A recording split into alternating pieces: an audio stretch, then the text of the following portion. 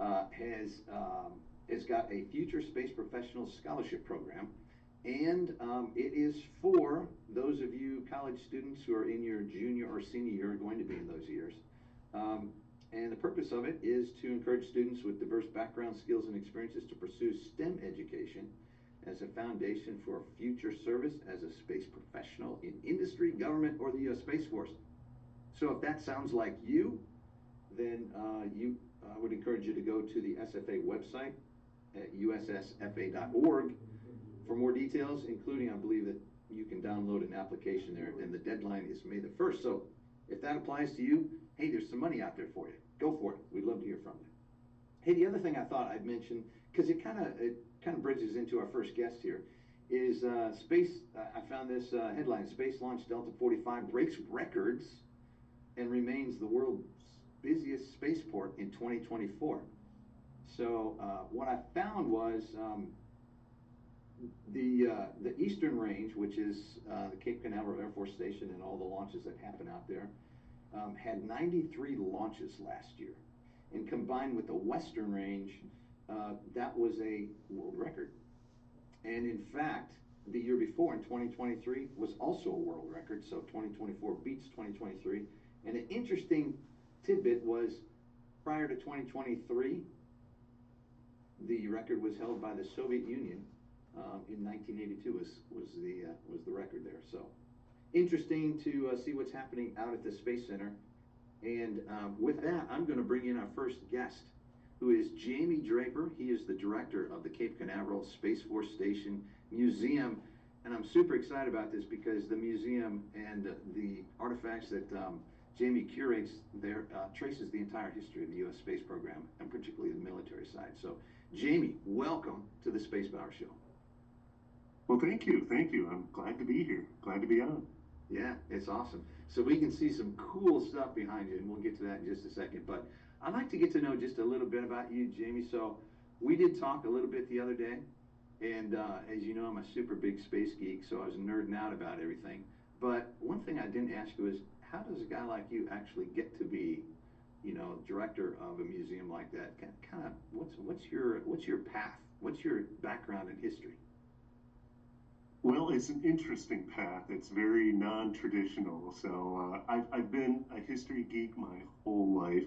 I'm passionate about museums, and I'm a museum person to the core. So my training was undergrad in history and anthropology, master's degree in historical administration, and I worked some historic house sites, historic village sites, really cut my teeth in the local history realm. All history is local history, so that's a good place to start. And then made my way into National Archives and Records Administration at the Gerald Ford Presidential Museum. Spent a good chunk of time there, over 16 years, working presidential history. I loved every moment of it. It was super cool. It really built my experience for a challenge like this, which is the Cape Canaveral Space Force Museum. This opportunity came available about 6 years ago, and I jumped on it. I mean, come on, this is the world's premier gateway to space. There was a rocket garden in the job description. How do you pass on something like that? So, interestingly, I was not really a space geek or a space hipster, so to speak. I'm a recent convert, but a very zealous convert at that. The space history here is just off the charts. I love it. Yeah, that's cool. And if I'm not mistaken, you had to suffer through a move from Michigan to Florida for that, right? Yes, in July. Imagine moving to Florida in July. In fact, Hurricane Dorian was bearing down on us when we were a few weeks settling into our house. There's a rude awakening for a family of Michiganders settling on Florida's Space Coast, but it veered off a different direction and all turned out well. A very different climate. This is what I call our tropical adventure. Moved my whole family down here, not knowing a soul. And the local area, the communities have embraced us. This is one of the best places in the world to live. Yeah, well, we're glad you're here, that's for sure. Hey, so I know people are just super excited to get into what's behind you there, but you've got something there with you, though, right? You I got do, yes. So, our collection is pretty modest in the grand scheme of things. I went from a collection of 20,000 artifacts up north to fewer than 1,000 here. But as you can see, some of these artifacts are pretty big behind me. I did bring a very interesting piece from our artifact collection storage area. This is what we call rocket wash-up. So imagine from the Cape, since 1950, there's been over 8,000 launches. That's a lot of hardware going into space or going downrange on the eastern range. And a lot of those boosters end up in the ocean, and they meet kind of a violent, untimely death in doing so. This is something that is somewhat frequent here on the shores of Cape Canaveral Space Force Station. A twisted, jagged piece of metal, pretty interesting. It's hard to determine what this is from. In fact, this is one of our mystery objects. We cannot peg this to a specific launch vehicle, but we're pretty sure it is rocket wash-up. And so you can tell all kinds of fun stories about this, about all the launch activity from the Cape, the testing of the missiles that occurred here before it became a military spaceport, and just kind of the toll the ocean takes on different pieces. And so we even have a larger piece on display here from Gem 41, I believe it is, where you've got different crustaceans and shells that made a home out of it, so you can see the resiliency of nature in the piece. So this is just one of many different artifacts we preserve to tell stories, and it's those stories that help us convey the history to our military service members, to the general public, and to students and scholars all over the place. So pretty cool, huh? Yeah, that is really cool. I love it, man. Hey, so you are so the collection that you have there that you're curating traces from the very beginning of the space program for the United States, which at that time I think was all military and continues to have a lot of military components these days with the Space Force. Would you take us around and show us the collection that you have? Oh, yes, by all means. That's the best part of this. So that's the one thing museums do that no other entities really take on, and it's the collecting, preserving, and interpreting artifacts to impart lessons from history. So it's that the three-dimensional objects that really help create this visceral experience for visitors to connect with the history rather than just sitting there sifting at a book or scrolling through a screen to try to get all of the tidbits. So just for a little bit of background, our museum started in 1966 as the Air Force Space Museum, so we've been around for quite a while, and a lot of these were collected and put on display at that time. We've evolved over time, and we went through a rebranding a few years ago as the Cape Canaveral Space Force Museum. But we collect, preserve, restore, interpret all of these artifacts that represent America's adventures into space and missile testing. So there's definitely kind of a national defense component to it all. So with that in mind, basically what you see behind me is what used to be a world famous rocket garden on the museum grounds. We've restored these meticulously over the last couple decades, moved them inside out of most of the harmful elements. So I'll show you a few highlights in the mix. So first, I wouldn't mind starting with the winged missiles. The one behind me, called the Florida Ranger, I love that, is an early Matador missile. So these were jet-powered winged cruise missiles in most cases, right after World War II. So we were still fine-tuning all of those liquid fuel rocket engine technologies. At that time, we were in the midst of the Cold War with the Soviet Union, and there was this arms buildup. Bombers were really the main vehicle for deploying nuclear devices. But in time, we were thinking, all right, let's look at missiles and rockets. So our early missiles were kind of considered extensions of artillery. So they had all kinds of unique designations until all of the terminology came about.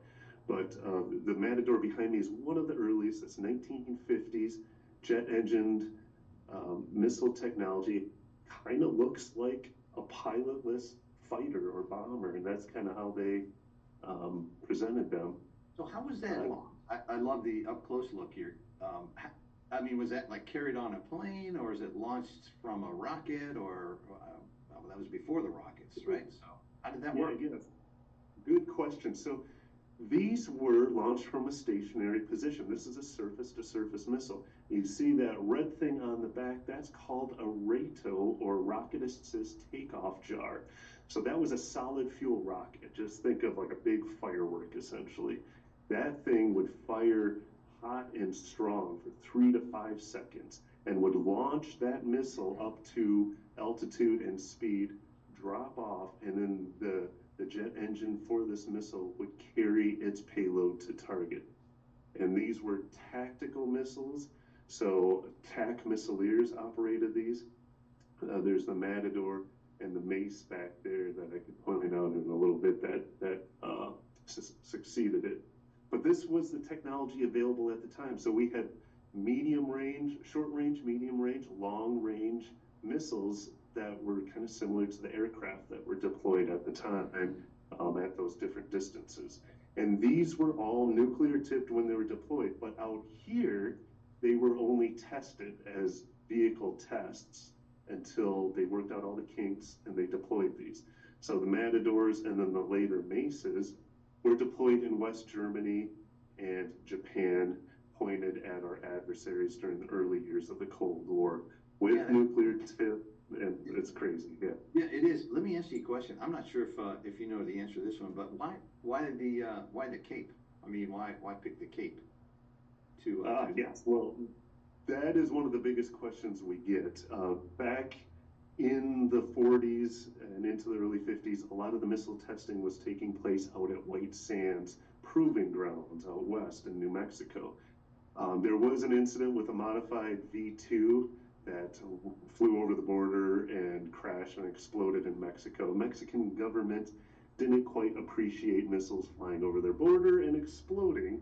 So, and at that time, we were developing technology for longer range missiles. So we needed more range and less international troubles. So they looked at many locations along the eastern coast and western coast and settled on Cape Canaveral for many reasons. I'll give you just a few of the main ones. First, we're close to the equator. You get an equatorial boost with the spin of the Earth, which adds a few hundred miles per hour to some launches.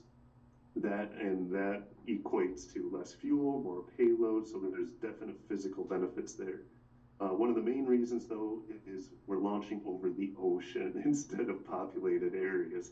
So if you look at a map, you look at Cape Canaveral, it's this weird landmass that juts out into the Atlantic Ocean, and you're launching on what's called the Eastern Range. It extends here, mile marker 0, 10,000 miles across the Atlantic Ocean beyond the southern tip of Africa. And that's the main trajectory that missile tests and space launches have flown on from this location since 1950. So you're launching over the ocean, you get the equatorial boost. The federal government already had a land footprint in the area with NAS, Banana River, and other facilities. So it was just like this perfect storm of benefits for moving missile testing here. And when we opened, you can kind of see up here the progression of commands over time. We opened as the Joint Long Range Proving Grounds. So it was a missile test facility. And joint as in all the different branches. You had Army, Navy, Air Force, everyone launching things off out here to test the vehicles before they were deployed. So fascinating history. Of course, there's all kinds of international agreements and things that had to be worked out to gain access to launching on the Eastern Range, and all of that was ironed out back in 1950. And good old Public Law 60, signed by President Truman, codified all of this, and we've been launching ever since. Pretty wild. Wow. There's our base. Isn't that beautiful? Yeah, let's see that, man. That's now these are like the real deal. I want everybody to understand that it's not just like some mock-ups. These are Oh actual. no, these are the real deal. And for scale, I'm just gonna walk up under this thing, and you can see how monstrous this is. Wow. Um, the TAC missileers, they were Air Force TAC missileers. These were tactical missiles. They trained in Orlando, classroom instruction, then came out here to test launch these missiles. And they stayed in these Quonset huts in the port that were absolutely horrible. And they jokingly referred to that settlement as Camp Happiness. So there's still some TAC missileers out there who have not so fond memories of Camp Happiness and the heat of the mosquitoes of the Cape. So I'll have to, sorry for spinning around here. I'll have to show you another unique one here. Yeah, look at that. Got a big old smile on it there. So, on the subject of jet-powered winged cruise missiles, the Snark dominates. I love this thing. It's a crowd favorite. First of all, I mean, you gotta appreciate the smile. And the name, it's a Snark. I mean, oh, I tell you, families love to take pictures with their kids in front of this thing because, yeah, they have snarky little kids and whatnot. But there's a million stories I could tell about this piece of hardware, but I'll give you a few of the fun highlights. The Snarks were actually made in this building. They were assembled in here. This is Hangar C. This is the oldest missile assembly building on the Cape. One of my 90-some-year-old volunteers actually wrenched on Snarks in this space, so he tells some amazing stories. There were about 90 of them launched as tests from the Cape. There was one that veered way off course, and they kept hitting the destruct button, but it kept going. There was a wiring issue, and it was last spotted off the coast of Venezuela. It crashed somewhere in the Amazon in Brazil. We still haven't found it to this day, so we may have accidentally bombed Brazil. You don't see that in too many history books. But the Snark, and once again, I'll get up close to it so you can kind of appreciate the scale of this thing. It's big. It's a monster. Yeah. And this was America's first intercontinental cruise missile. These actually deployed up in Presque Isle, Maine, with a nuclear warhead in the nose, guidance system, a ton of fuel, and an air-breathing jet engine. So subsonic. This was one of our go-to launch vehicles until the liquid fuel ballistic missile technology came online. But still highly effective, very deadly. One other very interesting story is that this was a Northrop creation for the U.S. Air Force. Jack Northrop grew up on Lewis Carroll stories as a child. Think Alice in Wonderland and some of those wacky stories. Well, one of those short stories, a nonsense poem, was called The Hunting of the Snark. And it was about a group of bumbling hunters getting ready to go on an expedition to an island full of mythical creatures, which were jabberwocks, bandersnatches, and snarks. So this has a bit of whimsy worked into its history, unlike some of these others. But absolute. Cool. Yeah. Now, was that one? I see the engine back there too. Was that one launched from a? It wasn't that stand that it's on. Was it air launched or was it launched from the ground, or how did that one? This was another ground launched, and you could see how it launched right here.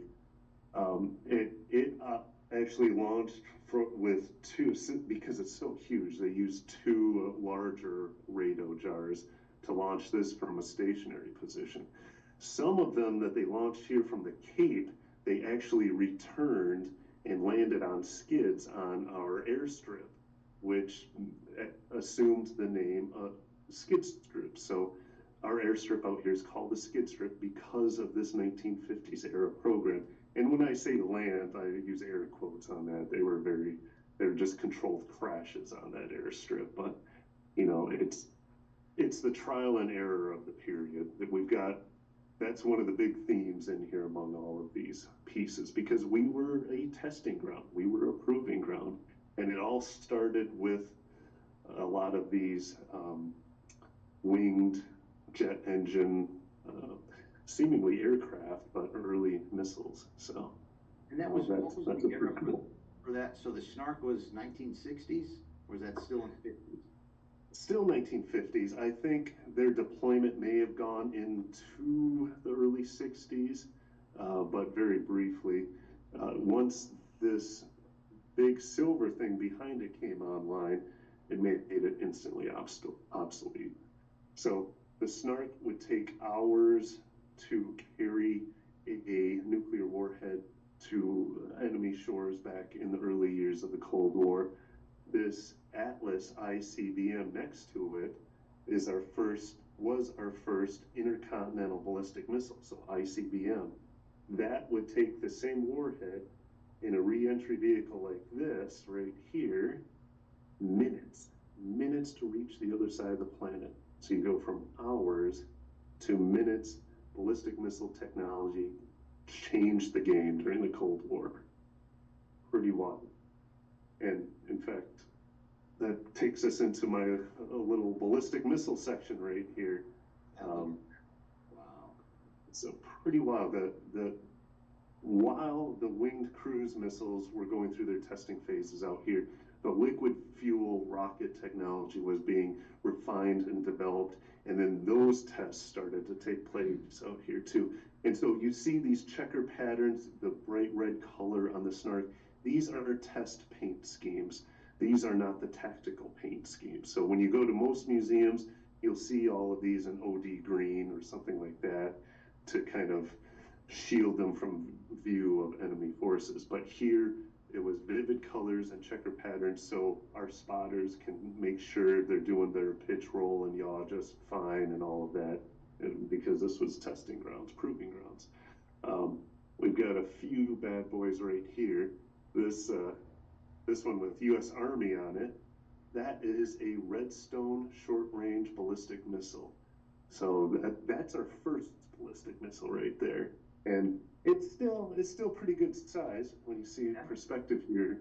But these were developed by Dr. Werner von Braun's Army Ballistic Missile Agency. Dr. Werner von Braun, these are some of his creations right here. And so he was the father of modern rocketry, brought over from Germany through Operation Paperclip, worked on these, and a lot of these were tested here and then deployed to different parts of the globe during the early days of the Cold War. So, you know, your payload would be here in the nose cone, but an interesting twist is that you take this vehicle, make a few little alterations, and you get basically this right here. That was Juno 1. Juno 1 launched Explorer 1 in 1958 from the Cape, and that was our first satellite launched into orbit. So here is a missile designed for destruction but repurposed for exploration. And that was the point the United States entered the space age right there. And then you also take this vehicle, make some more slight alterations, take this nose off, and put a single seat Mercury capsule on the tip. This is Alan Shepard's ride into space in 1961 as our first astronaut out in space. Pretty crazy. Wow. That is. I mean, it's a pretty modest launch vehicle compared to today's standards. Just imagine a human being riding this modified short-range ballistic missile into a suborbital flight. I tell you, the cojones of some of those guys in the early Mercury program is unbelievable. No kidding. Now, did that have just one rocket engine on it? Yes, just one engine. The technology is compared to basically an elongated V2 missile. essentially. That's what Redstone was. Oh, so it took the B2 technology, so engines, the pumping, all that kind of stuff, and kind of developed it, and that's what became the Redstone. Pretty much, just kind of scaling up a lot of that technology and tweaking it a little. And then Jupiter, right next to it, was our first intermediate range ballistic missile. That was also a Werner von Braun creation, but very, very different from the Redstone. And the Jupiter itself is just steeped in history. Tons of them were launched out here on the Cape, initially as missile testing launches, and then we started toying around with different payloads, including monkeys. So our first bio flights went into space in the nose cone of Jupiter, and it's still a pretty good sized vehicle here. It's not anything tiny, but the bio flights were essential because we didn't know what was up there beyond the atmosphere. These gung-ho test pilot Mercury astronauts were like, yes, launch us out there, we're ready to go. And the scientists are like, whoa, whoa, whoa, let's slow down a bit. Let's send some monkeys up there and make sure it's okay for you guys. And so Jupiter played a role in that, along with many other early space programs. In fact, NASA's first dedicated space launch vehicle, Juno 2, was nothing more than a modified Army Jupiter intermediate range ballistic missile with a few additional stages added to it. So once again, designed for national defense, designed for destruction, repurposed for space exploration, and basically dominating space as a war-fighting a zone or entity. So you've got all of that too, and there's a Thor back there. I could spend hours. Yeah, showing off all let's, let's see them. Let's get a good look at all that stuff. So Thor right next to Jupiter, which is appropriate. Thor was another, the two of these were our two first intermediate range ballistic missiles. Jupiter designed by the Army, Thor by the US Air Force, and then there's that Wilson memo that transferred all rockets of a certain range capability from different entities to the Air Force. So developed by the Army, but Jupiter became part of the US Air Force. So US Air Force had both of these vehicles. The interesting twist with them is that President Eisenhower pursued a nuclearization of NATO in the late 1950s, early 1960s. In doing so, he stationed Jupiters in Italy and Turkey, Thors in the UK, all pointed at the Soviet Union. One wild twist with that is that Khrushchev was looking at those Jupiters in Turkey and Italy and saying, I don't really like this. I'm going to do something about this. Let's put some missiles down there in Cuba. And we all know what happened with that Cuban Missile Crisis. So we actually have a direct connection to the Cuban Missile Crisis with this storyline here. But with the Thor, what I love about this presentation is we've got the Thor intermediate range ballistic missile right there, very effective weapon system. And then next to it is a Thor Able. So you have a Thor first stage, an Able second stage, and then your payload fairings and payload right here. So you have a very great example of a conversion from a ballistic missile platform to a space launch vehicle. And that's one of the cool stories with these ballistic missiles is that, they were all designed as weapon systems, but all of these became America's premier space launch vehicles in the early days of our space explorations. This Atlas, this shiny Atlas here, you put a single seat capsule on the tip of that, and that is John Glenn's ride into orbit from Cape Canaveral back in the 60s.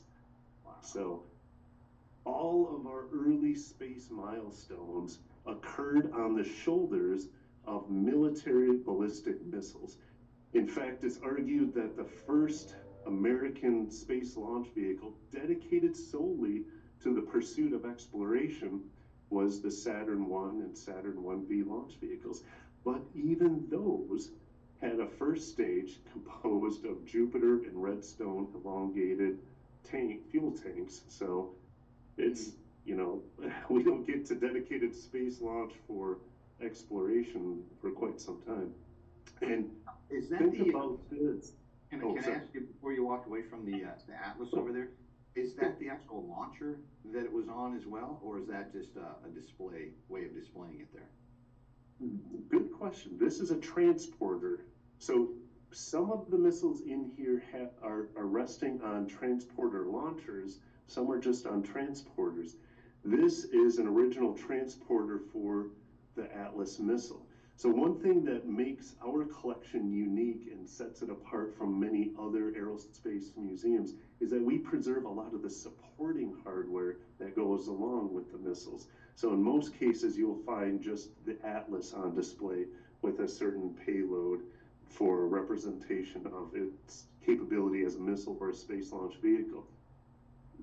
A lot of these transporters have disappeared.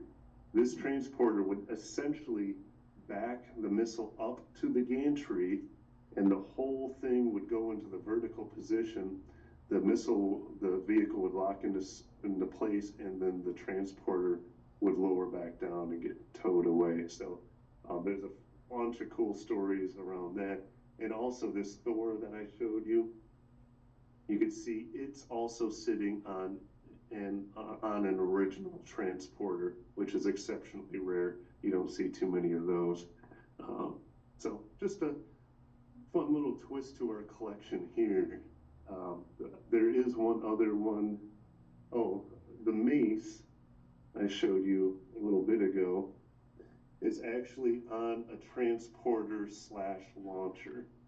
So these were used in West Germany, transporting the tactical missile around in groups, and I think squadrons that they were called at the time. And then they actually launched from this transporter. One thing I love about this is that it's got Terra tires. Look at those things. Wow, look at that. That's awesome. We run over anything with those, and this was pulled by a truck that they call the tractor with those same types of tires. So something out of a post-apocalyptic film, I think. Let me point out a few other treasures. So we looked at the winged jet-powered subsonic cruise missiles, the ballistic missiles that followed them, and iterations of them are still deployed today, and descendants of them are used as space launch vehicles. Let me show you one incredibly unique piece right here. This is our Titan II segment. It is another piece I could spend hours on. It is so incredibly fascinating. You'll notice it's not as pretty as all of these other restorations. So everything else that we've been gazing upon in here, they were surplus or training units given to the museum back in the 60s, placed on display outside. We've restored them, moved them inside. Restoring requires, repainting and refurbishing and all of that, without disturbing too much of this historical integrity of the piece. But this piece, its beat up condition is a big part of its story. So essentially this launched in 1965 from Complex 19 here on Cape Canaveral.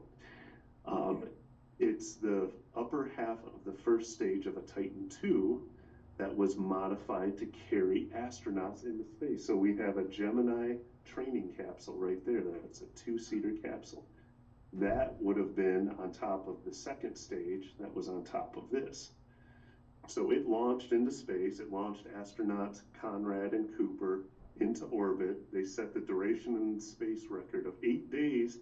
8 days was a huge record back then. I mean, how long are astronauts spending time on the ISS today? But this was a huge milestone. So the first stage that they did a hot staging beyond the Kármán line. So this went into space.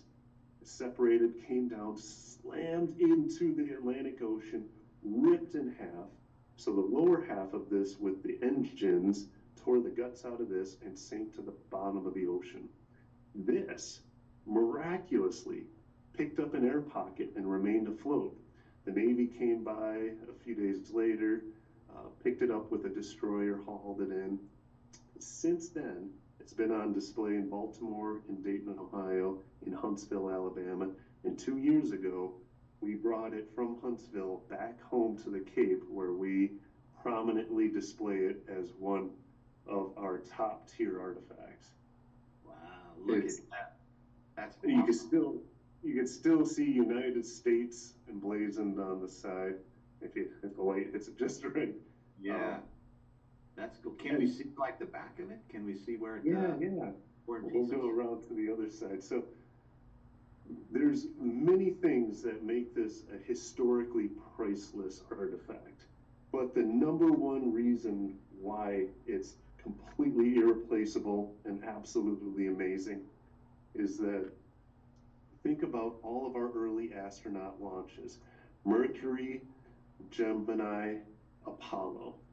All of the boosters that launch those astronauts into space are at the bottom of the ocean, except for this one right here. So you can't see anything like this anywhere else in the world. It still gives me goosebumps. It's so cool. But cool.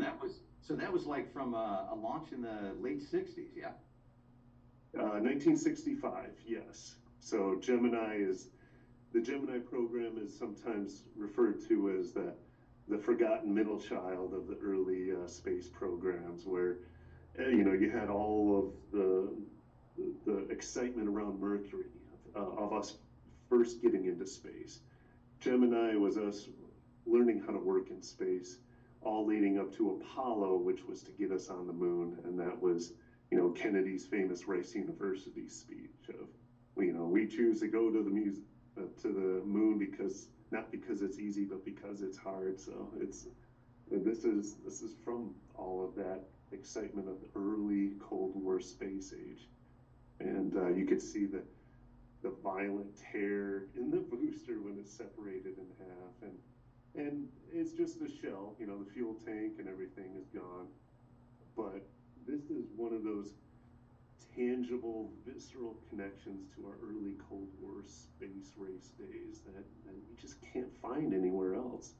So it's so humbling and such an honor to be tasked with preserving all of this for future generations.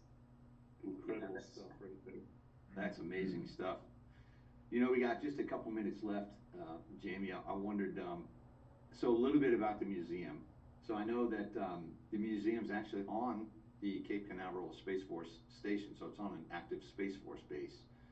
So it's not easy to get to these days. You can't just walk out there, buy a ticket or anything like that.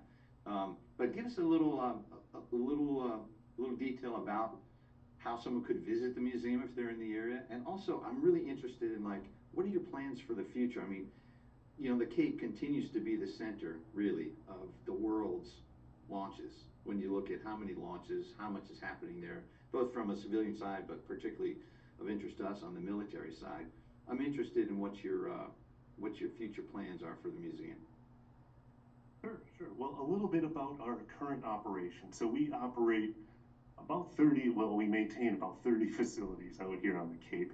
Most of them are, relics from the 1950s and 60s, and they're behind the gates on an active military spaceport. So access is limited and it's challenging. The one exception is the Sands Space History Center. That's located outside the South Gate, right there on the north end of Port Canaveral. We have displays, artifacts, all kinds of goodies on the 30 historic launch complexes that have made up Cape Canaveral over the decades. So there's a ton of history in there. There's an amazing gift shop that our nonprofit foundation runs. And so that's the most accessible space. And when you visit that or our website, which is ccspacemuseum.org, there's information on some of the commercial tour providers that do bring people out here to Hangar C, the Cape Canaveral Lighthouse, Historic Launch Complex 26 and 56, all that good stuff. So um, there's all of that. And this year, we do host a lot of programs at the Sand Space History Center. We're doing a monthly series of programs celebrating 75 years of launch from the Cape, which we're going to throw a big event in July to celebrate all of that. But that's kind of what we've got going on right now. And I do have to introduce you and everyone to Rupert the Space Armadillo. He's our official mascot for the Cape Canaveral Space Force Museum. He's a lot of fun. This is the actual Rupert. We've got a nice logo and bio of him on our website, and hashtag follow Rupert for all you social media folks. He was meant to bring in more youth groups and excitement among family groups for our entity, but I tell you, the military folks love Rupert more than anyone else. Our plans for the future, well, we've always got big plans for the future, and we are looking at some expansion plans that we're solidifying. It's all blue sky concepts right now, but we're looking at refurbishing our history center coming up later this year, adding some new exhibits. We've got some new restorations on the way. When we restore them, we move them in here in Hangar C in the hopes of preserving them for thousands of years, since we look far into the future with our operation. And just a whole lot of cool programs and social media engagements and special events later this year. We are a very active entity. We're a team of two. It's just me and Sabra Gossett, our new museum curator, and about a little over 100 amazing museum volunteers. They do the yeoman's work around here, frontline staff, behind the scenes. They're the lifeblood of this operation, essentially. So that's kind of the quick-paced version of everything we've got going right now, but also some new donations coming our way as far as artifact donations, and so keep tabs on our website and our social media to stay tuned for some of that fun stuff right there. Yeah. That sounds exciting. I think, since the Space Force has had their first Space Force astronaut in space, I think that capsule should go in the museum. That's what I think. Oh, is that Colonel Nick Haig's capsule? Haig's capsule, yeah. Request for that. We'll work on that.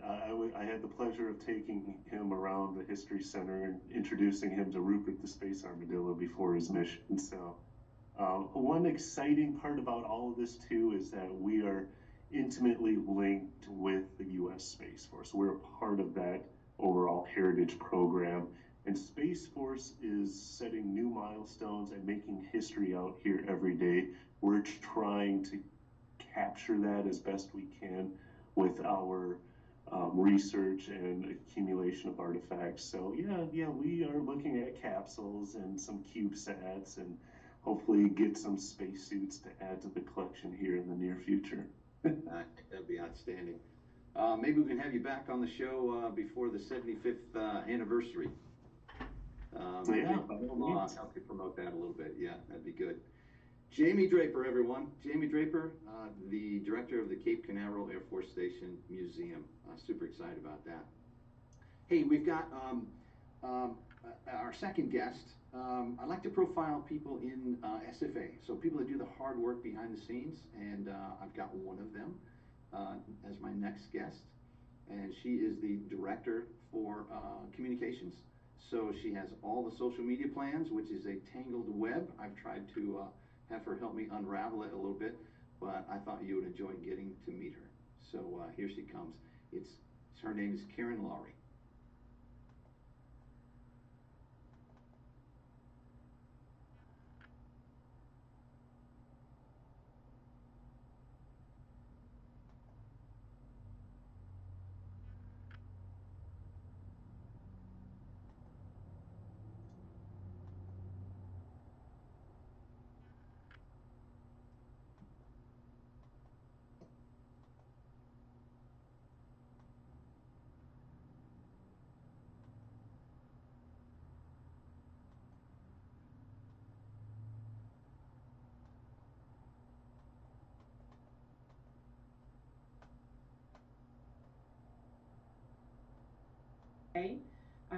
All backgrounds are welcome. You don't have to be an engineer or a space operator to be interested in space. All backgrounds are welcome. Marketing people, like me, broadcast people, IT people like Bruce. Yes, all of us together.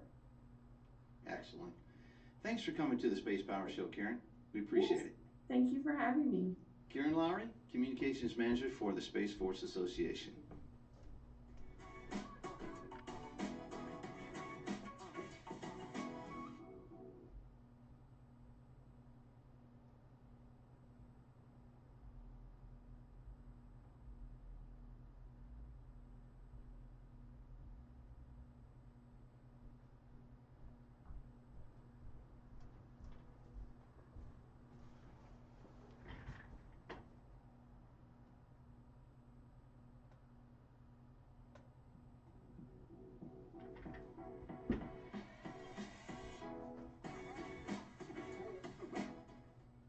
Hello, everybody. Just a little side break here with a special person from the Space Force Association.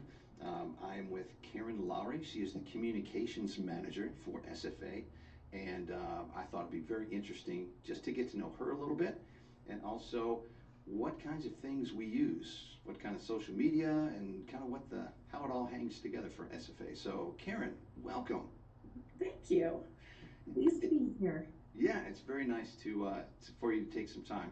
So before we dive into all the details of social media for SFA, I thought it'd be interesting to get to know you a little bit. Now, you and I we know each other, we've worked together a little bit, but people always have an interesting story on how they got to SFA. So what's your story? What's your background? So my background is, my claim to fame, I think, is being a military spouse, Air Force spouse, for quite a long time when my husband served active duty. We decided to retire to Colorado, and he basically said, "This is your time." It was hard to work while we moved around every 2 to 3 years. So my background is I'm a graphic designer and communication and marketing specialist. So I started to look into working and starting my career after his career, and I worked for a couple different space companies. And Colorado Springs is where we live, and Colorado Springs is definitely a booming space industry. And I also started volunteering with SFA. And I started just, helping out with a few, graphics and social media. And lo and behold, our general manager, Rhonda, approached me and said, "We're looking to add some staff, and I would like you to be a part of my staff." So that was last summer when SFA did a transition between being an all-volunteer organization to hiring some paid key staff members to launch SFA and do support our volunteers at the chapter level and some of the volunteers at the national level. Yeah, that's exciting stuff. We were super happy when he came on board too. But Colorado, so retired to Colorado. Yes. Now, of all the places you could pick, why Colorado? Why Colorado? Well, I love Colorado. I grew up in Arizona, but after I graduated from Colorado, or from college, I moved to Colorado, and I met my husband when he was a cadet at the Air Force Academy. So I did not intend to leave Colorado, but we left for 26 years. And then I wanted to come back. And then I also had a son who was at the Air Force Academy, so we wanted to be close by him while he was still in school. Wow, that's exciting. So is he off in the Air Force now, or is he still at the Academy? He is off in the Air Force. He is right now at Columbus, Mississippi, just graduated pilot training, and will be headed to Kadena Air Base in Okinawa, Japan. He'll fly the mighty KC-135, just like his father and his older brother. His older brother is stationed at Mildenhall and in England, and is also flying the 135, which is a family business, I guess. Apparently, it seems like it. So he didn't really have a choice. He was kind of going to have to fly that. Yes. Yeah. So all over the world. So that's been your experience, or you've been stateside mostly? Yes, and we've been stationed multiple places in the United States, between the Midwest and the Southeast. So those were great places. Loved every place that we've been stationed, but we also were stationed in Korea and in England. So cannot say enough good things about living a military life. It was a fantastic way to raise our kids, and you know, definitely is a calling for our family. It's a way of life. Yeah, Really loved our service. it is, and it's quite an honor, honestly, to be involved with it. And you know, myself, it's just this is my involvement. You know, I've not been a military person for the background, not for want of trying or lack of wanting to do it, but because back in the day, these old glasses, I wanted to fly, and so there were just too many people that had good eyesight. But hey, so I got to ask you too. So the Space Force comes along. What did you think about that when that whole thing happened? You know, it was exciting to think about the Space Force having their own, oh, I don't know, responsibility and standing up their own service. We were at the Air Force Academy graduation when President Trump announced that Space Force was being started. So at that time, I didn't imagine that I would have a little small role in helping with the Space Force Association. One of the core tenets of SFA is helping to educate, advocate, and inform. And I take that very seriously. That the average American people, they to be able to understand what the Space Force does and how they protect our interests. Yeah, it is exciting stuff to be part of it. Um, we're going to take a break, and when we come back, we will get into the details of what SFA communications plans are and social media and all that. We'll be back with Karen Lowry, Communications Manager for SFA, in just a moment.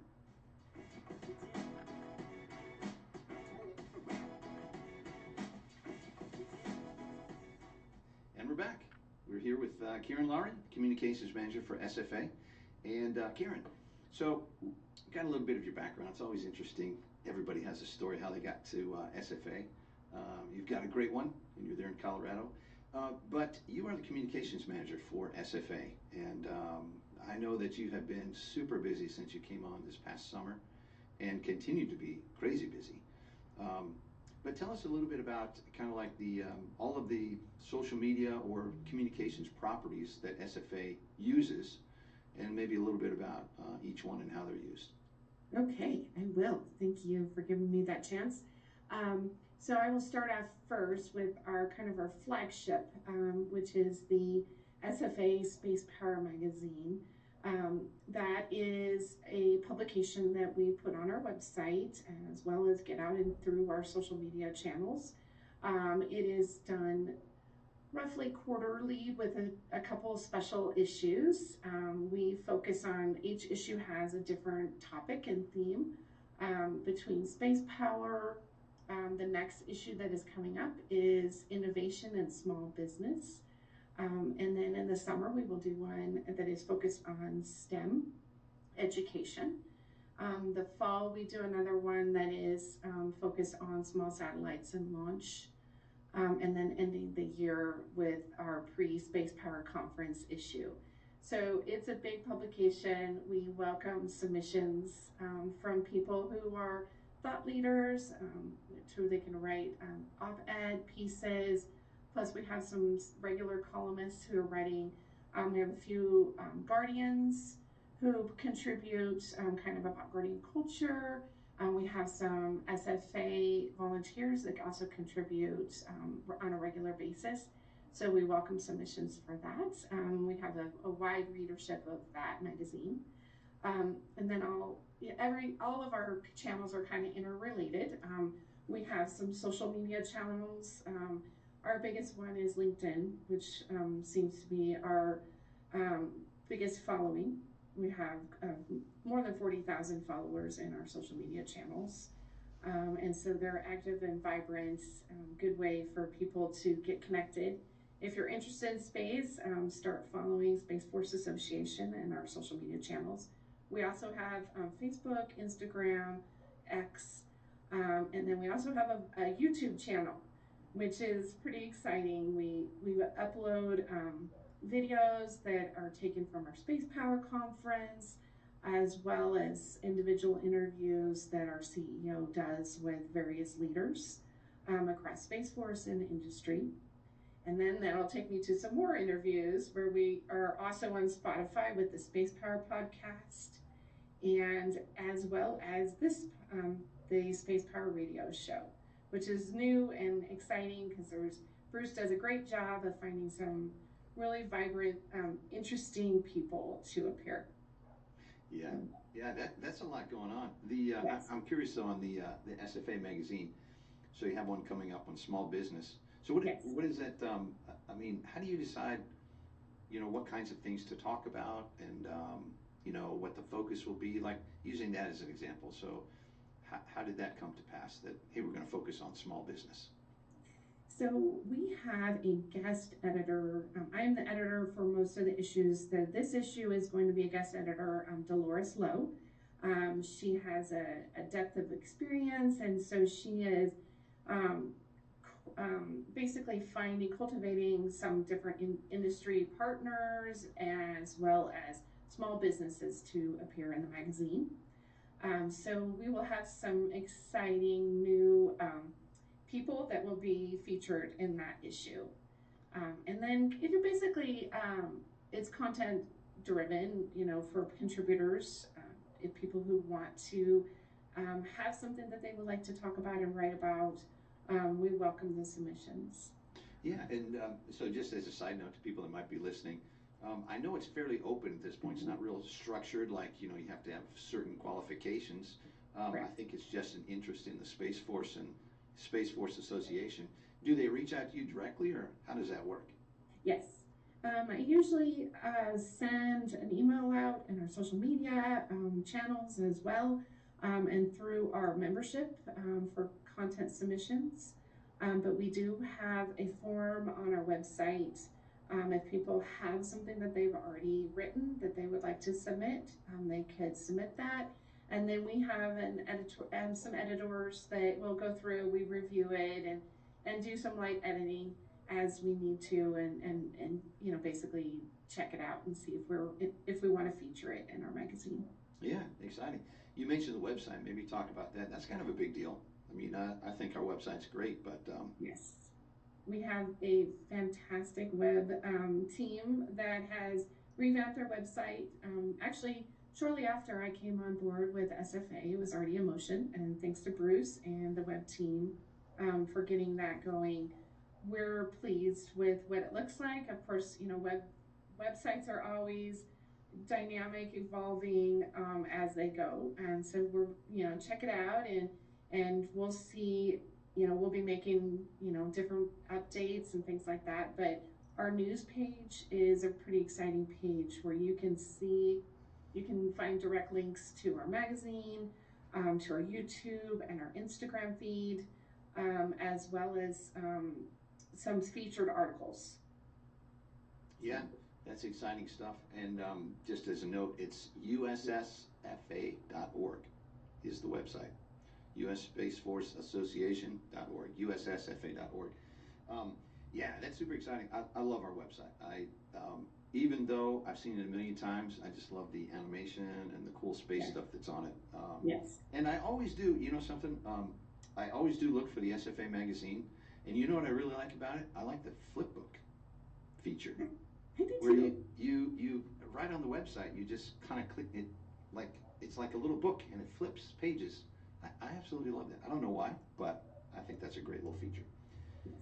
Hey, so tell me, you probably have some things that you really look forward to in some of all this communication stuff that you do. Is it the editing? Is it the graphics? Is it the seeing it all published? I mean, is it certain platforms? What's kind of your favorite things that you look forward to in your day? So I love the visual. That is my happy place, and I guess it's goes in line with training when I was in college to be a graphic designer. So that is my happy place for sure. So I really enjoy creating something that is visually appealing that other people would like to read. So what are some of the best ones out there, in your opinion? The best ones, well, I was particularly proud of the space power issue that we just published at the end of January. And I do have to have a call out. We have a wonderful person who is active duty Space Force, Brandon Lichner, I believe. He has been taking some photos, and I was really excited. He said, hey, you know, he would love to have his photos be included in our Space Power, SFA Space Power magazine. So check that out, because I do think he does a fantastic job of taking some photos of various launches that are happening around the country. Focusing between Florida and Texas is mostly where he takes his photos. Interesting. Yeah, there's a lot of action in Florida. In fact, I remember at the Space Power Conference, the general in charge of the Eastern Range, General Panzinghagen, she told me that they were going to have nearly 100 launches in 2024, this past year. And having lived in this area for a while, I'm here in the Central Florida area. I was shocked at that number, because I remember like kind of the space shuttle area where you'd have like 2 or 3 space shuttle launches and a couple of, you know, satellite launches. So I was just shocked at the progress just over in a few short years, how much is happening out there. So it's super exciting. Anyway, this has been a great conversation, Karen. So give us the recap again, all the places where people can get information out there in the world of communication land, and kind of the best places where they can keep updated on things. Okay, well, definitely get on LinkedIn, follow us, and look at what we post. We have a variety of information that we're pushing out on LinkedIn. And also look at our website. That's a good way to get connected, figure out what we're doing, find our mission, and click on the membership page and become a member, because we are doing great things. You do not have to have a background in space. The only requirement is you have to be interested in space. So we welcome all people. Space is for all, as they say. All backgrounds are welcome. You don't have to be an engineer or a space operator to be interested in space. All backgrounds are welcome. Marketing people, like me, broadcast people, IT people like Bruce. Yes, all of us together. Excellent. Thanks for coming to the Space Power Show, Karen. We appreciate it. Thank you for having me. Karen Lowry, Communications Manager for the Space Force Association.